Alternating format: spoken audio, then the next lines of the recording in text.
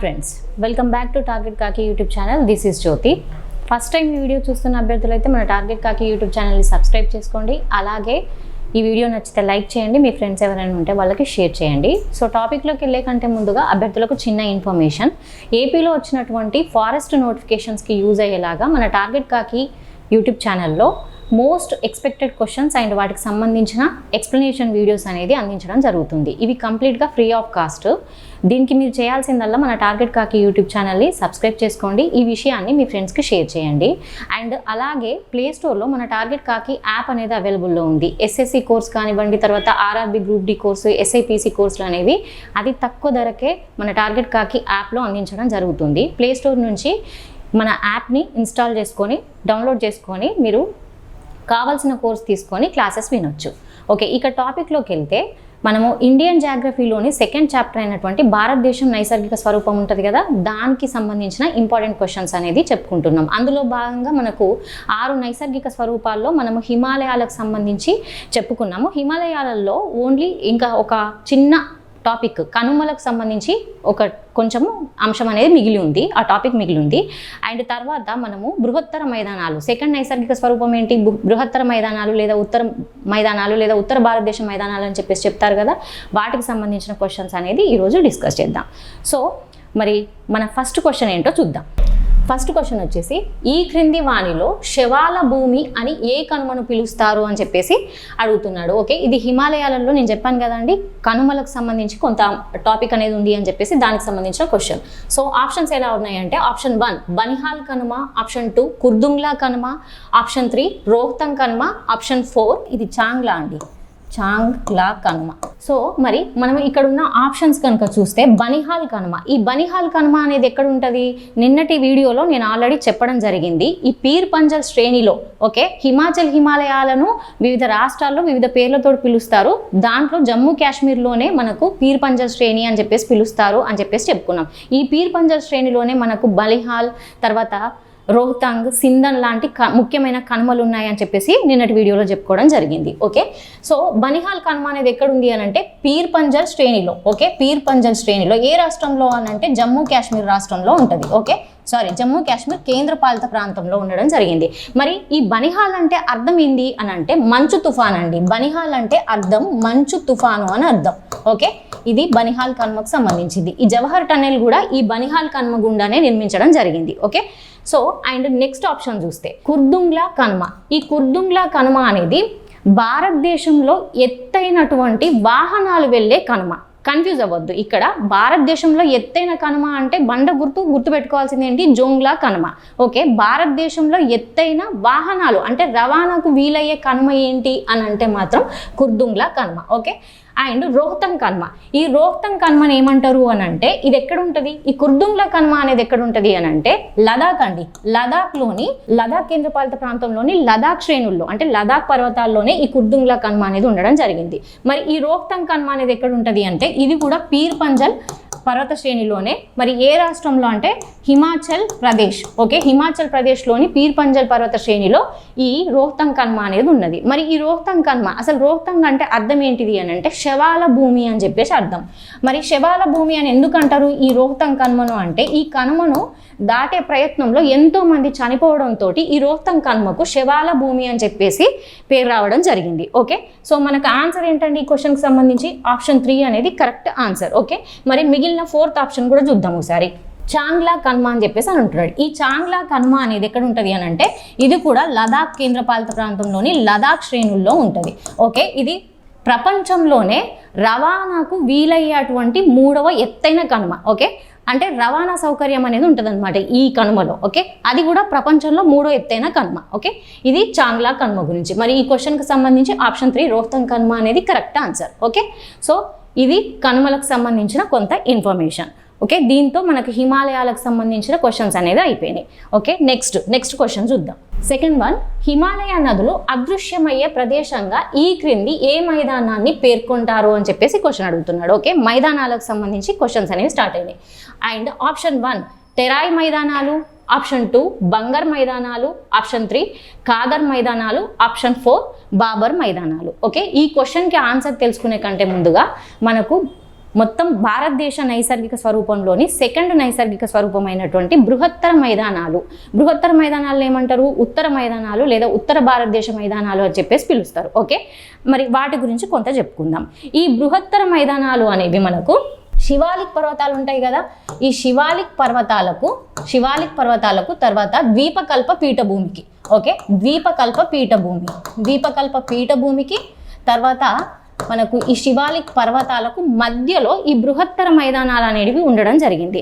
మరి ఈ బృహత్తర మైదానాలు అనేవి పశ్చిమం నుంచి తూర్పు వరకు, ఓకే, ఎన్ని వేల కిలోమీటర్లు అంటే 34,000 కిలోమీటర్ల పొడవున విస్తరించి ఉండడం జరిగింది. ఓకే, విస్తరించి ఉండడం జరిగింది. అయితే మరి వీటి యొక్క వెడల్పు అంటే ఫర్ ఎగ్జాంపుల్ చెప్పాలనంటే ఇండియాలో ఇలా ఉంటుంది కదా అండి. ఓకే, ఈ మైదానాలు అనేవి ఎలా అంటే ఇలా ఈ పశ్చిమం నుంచి తూర్పుకు దాదాపుగా 34,000 కిలోమీటర్ల విస్తీర్ణం పొడవుతోటి ఉండడం జరిగింది. అయితే వీటి వెడల్పు మాత్రము భిన్నంగా, అంటే ఒక్కొక్క దగ్గర ఎక్కువ ఒక్కొక్క దగ్గర తక్కువ, అలా భిన్నంగా ఉండడం జరిగింది. ఓకే, సో మరి ఈ మైదానాలు అనేవి ఎలా అంటే నదుల నుంచి, పర్వతాల నుంచి వచ్చే నదులు ఉంటాయి కదా, ఆ నదుల నుంచి ఒండ్రు మట్టి నిక్షేపణం వల్ల ఈ మైదానాలు అనేవి ఏర్పడడం జరిగింది. ఇవి మరి ఎప్పటి నుంచి ఏర్పడడం జరిగింది? ఏ యుగం నుంచి? ఇప్పుడు హిమాలయాలు అనుకోండి, మనం ఏమని చెప్పుకున్నాం? టెరిషియరీ యుగం నుంచి, టెరిషియరీ యుగంలో హిమాలయాలు ఏర్పడ్డాయి అని చెప్పేసి చెప్పుకున్నాం. అలాగే మరి ఈ మైదానాలు అనేటివి వీటి ఏర్పాటు అనేది ఎప్పుడు స్టార్ట్ అయింది అని అంటే ప్లీస్టోసిన్ యుగంలో ఈ మైదానాలు అనేవి ఏర్పడడం స్టార్ట్ అయినాయండి, ప్లీస్టోసిన్ యుగంలో. ఓకే, అయితే ఇక్కడ అభ్యర్థులు గమనించాల్సిన విషయం ఏంటంటే ఈ గంగా మైదానాలు, పంజాబ్ మైదానాలు ఏవైతే ఉంటాయో ఇవి నిక్షేపణం వల్ల ఏర్పడితే, ఇక్కడ రాజస్థాన్ మైదానాలను కనుక అబ్జర్వ్ చేస్తే అవి సముద్ర తిరోగమనం వల్ల ఏర్పడడం జరిగింది. ఇది మైదానాలకు సంబంధించిన కొంత బేసిక్ ఇన్ఫర్మేషన్. అలాగే ఈ మైదానాలకు ఉన్నటువంటి స్వభావాన్ని, మైదానాలకు ఉన్నటువంటి కొన్ని లక్షణాలను బట్టి ఈ మైదానాలను 5 రకాలుగా విభజించడం జరిగింది. ఓకే, వెరీ వెరీ ఇంపార్టెంట్ అండి. మైదానాలను ఎన్ని రకాలుగా విభజించారు అంటే 5 రకాలుగా విభజించడం జరిగింది. ఫస్ట్ వన్ వచ్చేసి బాబర్, సెకండ్ వన్ వచ్చేసి Bangar, third one Khadar, fourth one వచ్చేసి టెరాయి, ఫిఫ్త్ వన్ డెల్టా మైదానాలు అని చెప్పేసి 5 రకాలుగా ఈ బృహత్తర మైదానాలను లేదా ఉత్తర మైదానాలను విభజించడం జరిగింది. మరి ఇందులో మనము ఈ మొదటిదైనటువంటి బాబర్ మైదానాల గురించి చెప్పుకుందాం. ఓకే, ఈ బాబర్ మైదానాల గురించి చెప్పుకుంటే బాబర్ అంటే అర్థం ఏంటి అని అంటే పొడవాటి గడ్డి అని చెప్పేసి అర్థం. ఓకే, పొడవాటి గడ్డి అని అర్థం. అయితే ఈ బాబర్ మైదానాలు అనేవి మరి ఎక్కడున్నాయి అని అంటే ఈ శివాలిక్ పర్వతాలు ఉంటాయి కదా, శివాలిక్ పర్వతాల పాదాల దగ్గర విసనకర్ర ఆకారంలో, ఓకే, విసనకర్ర ఆకారంలో గులకరాలతోటి నిండినటువంటి సచ్చిద్ర మండలాన్ని ఏమంటారు అంటే ఈ బాబర్ మైదానాలు అని చెప్పేసి చెప్తారు. అయితే ఈ బాబర్ ఇక్కడ మనం ఏమని చెప్పుకున్నాము? గులకరాలతోటి నిండిని అని చెప్పేసి చెప్పుకున్నాం కదా. అయితే నదులు ఈ శివాలిక్ పర్వత పాదాల దగ్గరికి వచ్చేసరికి ఏంటంటే వాటి యొక్క వేగాన్ని కోల్పోతాయి. సో వాటి వేగం అనేది తగ్గిపోవడం వల్ల ఏమవుతుంది అంటే వాటి రవాణా సామర్థ్యం ఏదైతే ఉంటుందో తగ్గిపోతుంది అనమాట. తగ్గిపోవడం వల్ల ఏమవుతుంది అని అంటే అవి ఈ నదులు అనేటివి గులకరాలను ఈ శివాలిక్ పర్వత పాదాల దగ్గర నిక్షేపణం చేయడం జరుగుతుంది. అయితే ఎలా నిక్షేపణం చేస్తుంది? ఏ ఆకారంలో అంటే విసనకర్ర ఆకారంలో నిక్షేపణం చేస్తుంది అని చెప్పుకున్నాం కదా. ఈ విసనకర్ర ఆకారంలో ఉన్నటువంటి ఈ స్వరూపాలను ఏమంటారు అంటే గర్ స్వరూపాలు అని చెప్పేసి అని అంటారు. గర్ స్వరూపాలు అండి, very very important. Okay, and అయితే ఇక్కడ గులకరాలు ఉండడం వల్ల ఏమవుతుంది అంటే వీటికి ప్రసరణ గుణం అనేది అధికంగా ఉంటుంది. అప్పుడు ఈ నదులు ఉపరితలం పైన ప్రవహించలేక ఏమవుతుంది అంటే భూ అంతర్భాగం నుంచి ప్రవహించడం జరుగుతుంది. అందుకే ఈ మైదానాలను ఏమంటారు అని అంటే హిమాలయాలు అదృశ్యమయ్యే ప్రదేశంగా చెప్తారు. ఏ మైదానాలని అంటే బాబర్ మైదానాలు అండి, very very important. Okay, so అయితే ఈ నేలలు అనేవి, ఈ బాబర్ మైదానాలు ఏవైతే ఉంటాయో వ్యవసాయానికి అంత యోగ్యంగా ఉండవు, అంటే వ్యవసాయానికి పనికిరావన్నమాట. అండ్ ఇక్కడ ఈ మైదానాల్లో గుజ్జర్లు అనే పశు పోషకులు ఉండడం జరుగుతుంది. ఓకే, గుజ్జర్లు వీళ్ళెవరండి? పశు పోషకులు అనమాట. ఈ మైదానాల్లో ఎక్కువగా ఈ గుజ్జర్లు అనే పశు పోషకులు ఉండడం జరుగుతుంది. ఓకే, ఇది ఈ బాబర్ మైదానాలకు సంబంధించిన కొంత ఇన్ఫర్మేషన్. అండ్ ఈ క్వశ్చన్కి ఆన్సర్ వచ్చేసి ఏంటి మనకు అని అంటే ఆప్షన్ 4 బాబర్ మైదానాలు అనేది ఆన్సర్. ఓకే, మిగిలిన మైదానాలను మనం క్వశ్చన్స్లో భాగంగా చెప్పుకుందాం. ఓకే, నెక్స్ట్ క్వశ్చన్ వచ్చేసి ఉత్తర భారతదేశం మైదానాల్లో అత్యధిక విస్తీర్ణం కలిగిన ఈ క్రింది మైదానాలు ఏవి అని చెప్పేసి అడుగుతున్నాను. వెరీ వెరీ ఇంపార్టెంట్ అండి. సో ఆప్షన్స్ చూస్తే ఫస్ట్ ఆప్షన్ బంగర్ మైదానాలు, ఆప్షన్ 2 ఖాదర్ మైదానాలు, ఆప్షన్ 3 బాబర్ మైదానాలు, ఆప్షన్ 4 టెరాయి మైదానాలు. ఓకే, సో మరి మనకు ఈ బంగర్ మైదానాల గురించి చెప్పుకుంటే ఈ బంగర్ మైదానాలు అనేది ఎలా అంటే నదులు ఏవైతే ఉంటాయో నది తీరాలకు దూరంగా పాత ఒండ్రు మట్టితోటి ఏర్పడ్డవే ఈ బంగర్ మైదానాలు. ఓకే, నది తీరాలకు దూరంగా అండ్ పాత ఒండ్రు మట్టి తోటి ఏర్పడ్డవే అని చెప్పేసి చెప్పుకున్నాం కదా. అందుకే వీటిని ఏమంటారంటే పాత ఒండ్రు మట్టి మైదానాలు అని చెప్పేసి అని అంటారు. పురాతన ఒండ్రు మైదానాలు అని చెప్పేసి వేటిని అంటారు అంటే ఈ బంగర్ మైదానాలను అంటారు. ఓకే, ఇవి వ్యవసాయానికి చాలా అనువైనవి అండ్ సారవంతమైన నేలలు. ఓకే, అయితే ఈ బంగర్ మైదానాల్లో ఇవి వర్ణంలో ఎలా ఉంటాయి అని అంటే వర్ణంలో వచ్చేసి ఎలా ఉంటాయి అని అంటే ముదురు వర్ణంలో ఉంటాయి. ఓకే, ముదురు వర్ణంలో ఉండడం జరుగుతుంది. అండ్ ఈ బంగర్ మైదానాలు ఏవైతే ఉంటాయో వీటికి వివిధ రాష్ట్రాల్లో వివిధ పేర్లు అనేవి ఉన్నాయి.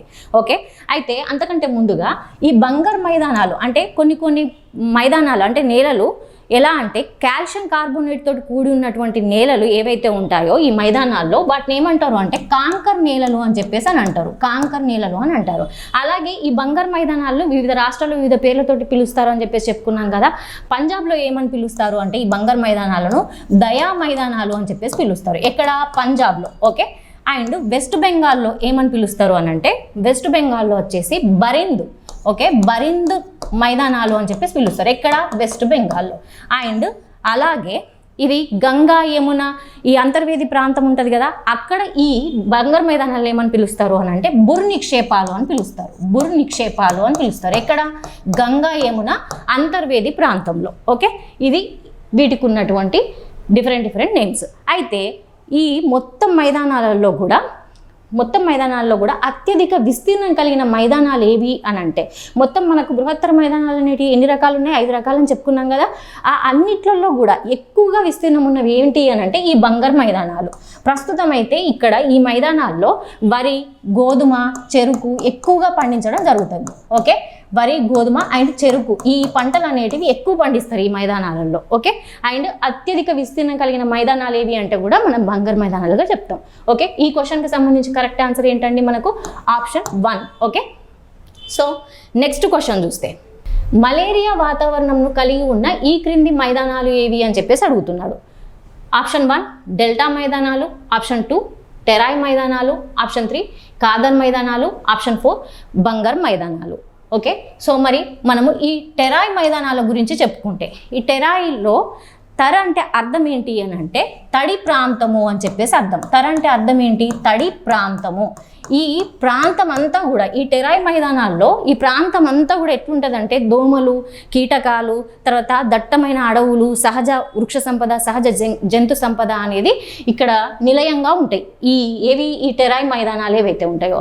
సో అందుకే ఈ మైదానాలను ఏమంటారు అంటే మొత్తంగా చెప్పాలంటే ఈ మొత్తము దోమలు, కీటకాలు, ఈ వృక్ష సంపద, జంతు సంపదతోటి అది ఒక మలేరియా వాతావరణాన్ని కలిగి ఉన్నటువంటి నేలలుగా ఈ టెరాయ్ మైదానాలను చెప్తారు. ఓకే, సో మరి ఈ క్వశ్చన్కి సంబంధించిన ఆన్సర్ ఏంటంటే మనకు ఆప్షన్ 2 అనేది కరెక్ట్ ఆన్సర్. అయితే ఈ టెరాయ్ మైదానాల్లోనే మనకు national parks, most important national parks అయినటువంటి జిమ్ కార్బెట్ నేషనల్ పార్క్, తర్వాత రాజాజీ నేషనల్ పార్క్, ఈ 2 నేషనల్ పార్క్స్ ఎక్కడ ఉన్నాయి? మనకు ఉత్తరాఖండ్లో ఉన్నాయి. ఈ 2 నేషనల్ పార్క్స్ ఈ మైదానాల్లోనే ఉండడం జరిగింది. ఏది? టెరాయ్ మైదానాల్లో.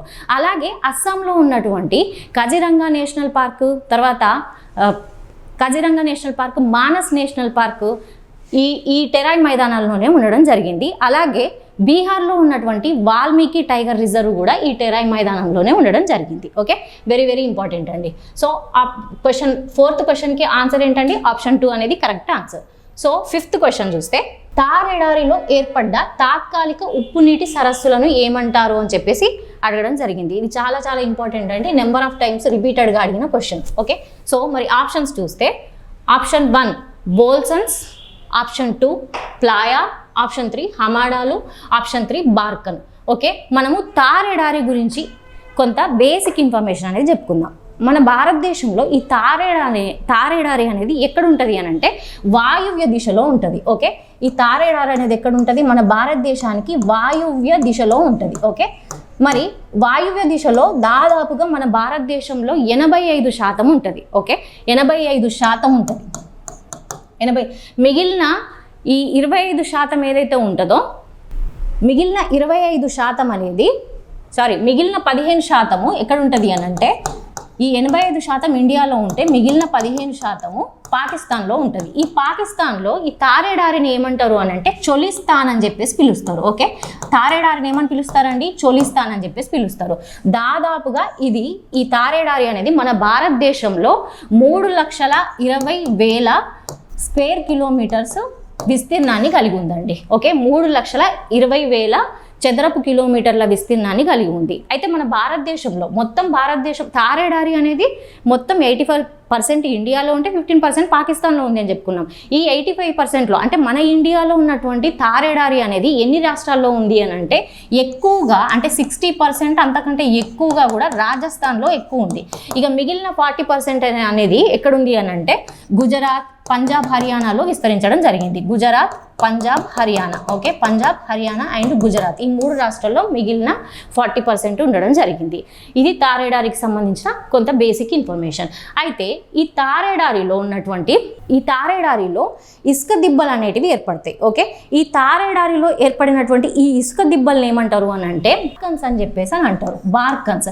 ఈ బార్కన్ అంటే ఏంటి అని అంటే నెలవంక అని అర్థం. ఓకే, నెలవంక ఆకారం అని చెప్పేసి అర్థం. ఓకే, మనం అబ్జర్వ్ చేస్తే దూరం నుంచి అంటే తారేడారిలో మనం సహజంగా చూసినట్లయితే ఇలా మనకి ఈ ఆకారంలో ఉండడం జరుగుతుంది. ఓకే, సో ఈ ఆకారాన్ని ఏమంటారు అని అంటే బార్కన్లు అని చెప్పేసి అని అంటారు. వాటినే మనకు నెలవంక ఆకారం అని చెప్పేసి అని అంటారు. ఓకే, తర్వాత మిగిలిన ఆప్షన్స్ కనుక చూస్తే బోల్సన్స్ అంటే ఏంటి అని అంటే నదీ పరివాహక ప్రాంతం చేత వేరుపరచబడినటువంటి గరుకైన పొడి పర్వతాలను ఏమంటారు అంటే పొడి పర్వతాలను బోల్సన్స్ అని చెప్పేసి అని అంటారు. ఓకే, ఈ పొడి పర్వతాలను బోల్సన్స్ అని చెప్పేసి అని అంటారు.